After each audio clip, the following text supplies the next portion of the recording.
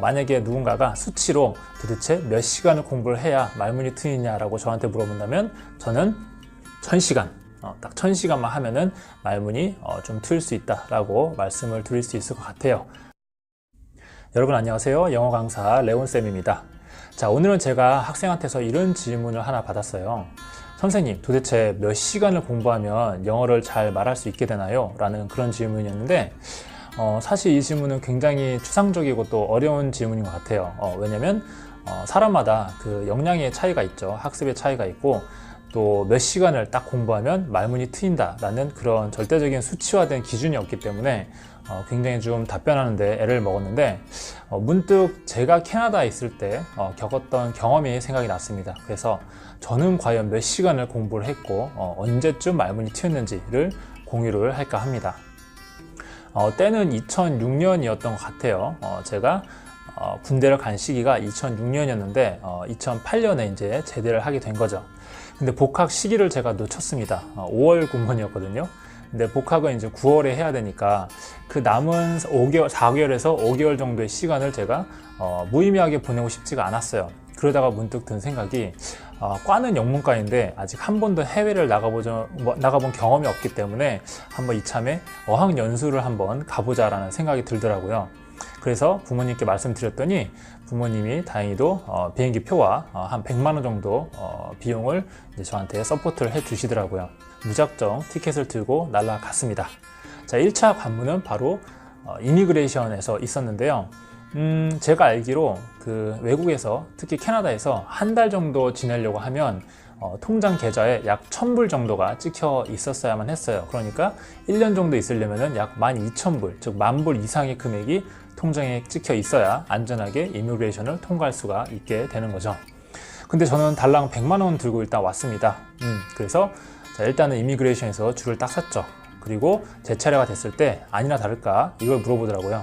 너 도대체 여기에 얼마나 머물 예정이냐 물어봤는데 제가 여기서 왕복 티켓은 가져갔기 때문에 이 티켓을 보여주면서 저는 2주 뒤에 한국으로 다시 돌아가야 됩니다 라고 얘기를 했습니다. 그랬더니 별 문제 없이 도장을 찍어 주셨습니다. 네, 정말 긴장을 그때 많이 했는데 아무튼 그렇게 이미그레이션을 통과하고 나서부터 저의 캐나다 생활은 시작이 되게 된 거죠. 일단은 가자마자 너무 좋았어요. 막 환경도 좋고 막 공기도 좋고 그런데 반값을 내고 또 식료품을 사다 보니까 바로 다음 달에 낼 돈이 없게 된 겁니다. 그래서 어떻게 해야 되지 고민을 하다가 일단 무작정 그 한인 식당들이 모여있는 그 랍슨 스트리트이라는 곳으로 제가 일단 무작정 가게 됐어요. 자, 딱 갔더니 거기에 굉장히 많은 한인 식당들이 몰려 있었더라고요. 그런데 처음에는 발길이 떨어지지 않았어요. 너무 무섭기도 하고 긴장되기도 하고 그런데 사람이 한 번이 어렵지 두 번은 쉽다고 첫 번째 식당을 들어가서 제 전화번호를 드리고 나서 두 번째, 세 번째는 또 바로바로 들어갈 수 있게 그렇게 되더라고요. 일단 살아야 되니까. 자, 그렇게 해서 약 한 20군데 정도 제 번호를 뿌린 것 같아요.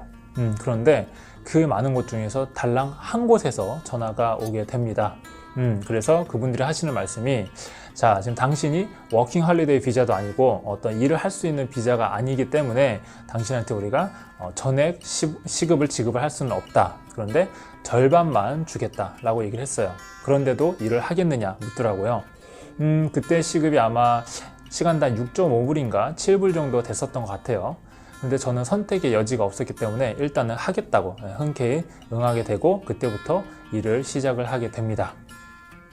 한인 식당이다 보니까 이 그릇들이 굉장히 무겁더라고요. 그래도 어떻게 하겠습니까? 살아남기 위해서는 일을 해야만 했죠. 그렇게 막 마감도 뛰고 막 9시간, 10시간씩 일을 하면서 그래도 나름대로 돈도 조금씩 모으기 시작했어요. 그런데 어느 날 문득 이런 생각이 딱 들게 되는 거예요. 아니, 내가 여기 지금 일하러 온 게 아니고 공부를 하러 온 건데 내가 왜 지금 일에 이렇게 목을 메고 있나 라는 생각이 들더라고요.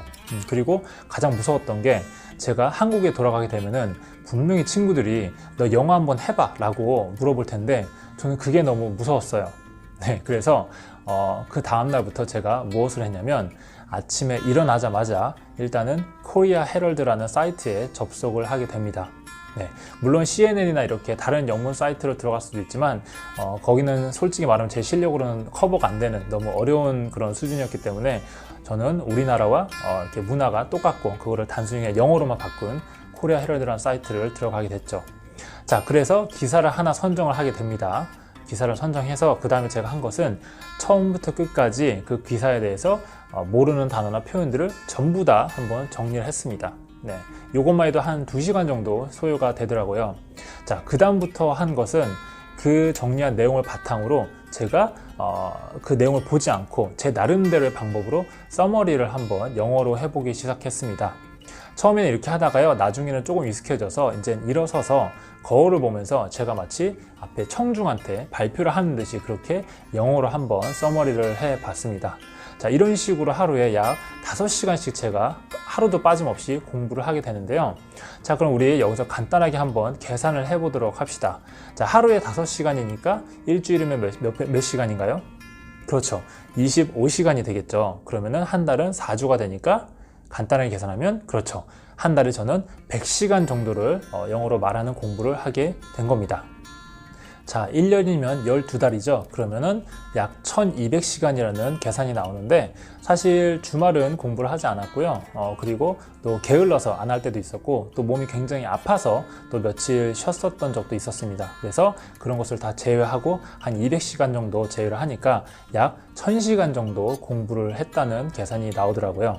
근데 참 신기한 게 그 정도 공부를 하니까 어느샌가 제가 영어로 말을 할 때 그다지 힘이 들지 않고 좀 자연스럽게 말을 할 수 있는 그런 수준에 도달한 저를 발견을 하게 되더라고요.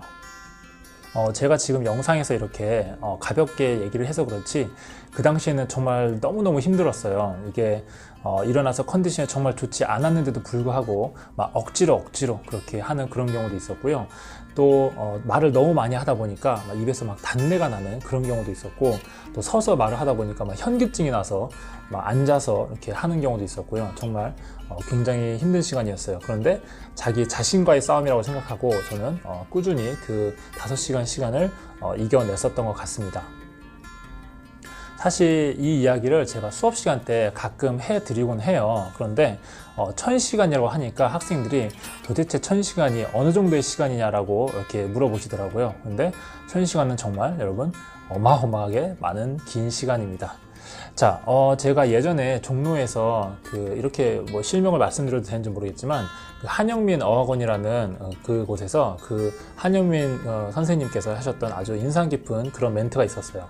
그분이 뭐라고 말씀하셨냐면은 한국 분들은 자기가 영어를 공부한 시간에 대해서 너무 후하게 쳐주는 그런 경향이 있다라고 말씀하시더라고요. 정말 그런 것 같아요. 우리가 학원에서 1시간 정도 공부하거나 학교에서 1시간 정도 영어 공부를 하면은 우리는 그거를 하루를 치는 경향이 있다라고 말씀하셨는데 정말 거기서 너무 무릎을 탁 치면서 저는 공감을 했습니다. 그러니까 만약에 그런 식으로 공부를 하신다면 여러분 24일은 하셔야지만 하루치 공부를 하시게 되는 꼴이 되는 거죠. 그렇죠. 그래서 우리가 흔히 얘기하는 게 학교 교육에서 10년 이상 동안 영어를 공부를 했는데 말 한마디 못한다 이런 얘기를 많이들 하시는데 사실 우리가 공부한 시간을 전부 다 철저하게 초와 분 단위로 쪼개서 그것을 합쳐 본다면 아마 6개월 혹은 1년이 채 되지 않을까 싶어요. 우리가 가능하다면 정말 하루에 아무것도 안 하고 밥 먹고 영어 공부만 하는 그런 시간적 여유가 있으면 좋겠지만 사실 여러분들 그게 거의 불가능하잖아요. 우리가 회사에서 가서 일도 하셔야 되고 또 쉬셔야 되고 취미 활동도 하셔야 되고 밥도 먹어야 되고 뭐 여가 활동도 즐겨야 되고 이렇게 여러 가지 다양한 활동을 한 속에서 시간을 쪼개서 영어 공부를 할 수밖에 없는 그런 상황인데 그러다 보니까 이게 영어 실력이 좀 많이 더디게 느는 것 같습니다. 하지만 그렇게라도 여러분 해야 된다는 거 잊으시면 안 되겠어요.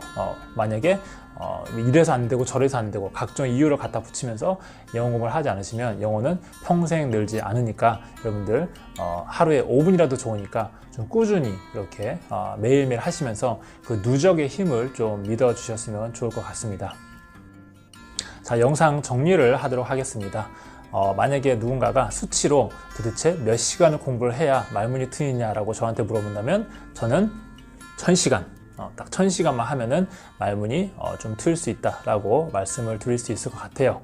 네, 여러분들 이게 결코 짧은 시간은 아니지만 그래도 여러분들이 최선을 다해서 하루하루 꾸준히 공부를 하신다면은 결코 또 도달하지 못할 시간도 아니라고 저는 생각을 합니다. 그래서 이제부터 여러분들이 하루에 몇 시간을 공부했는지를 좀 시간 단위로 쪼개서 이렇게 하루하루 이렇게 기록을 하시면서 영어 공부를 하신다면은 공부를 하실 때 또 내가 얼마나 공부를 했는지 또 동기부여가 되는데도 순기능으로 작용을 한다고 저는 생각을 하니까요. 여러분들 이제부터 시간을 한번 좀 체크를 하시면서 영어 공부를 하셨으면 좋겠습니다. 자, 오늘은 여기까지 말씀드리고요. 저는 다음 시간에 또 다른 주제로 찾아뵙도록 하겠습니다.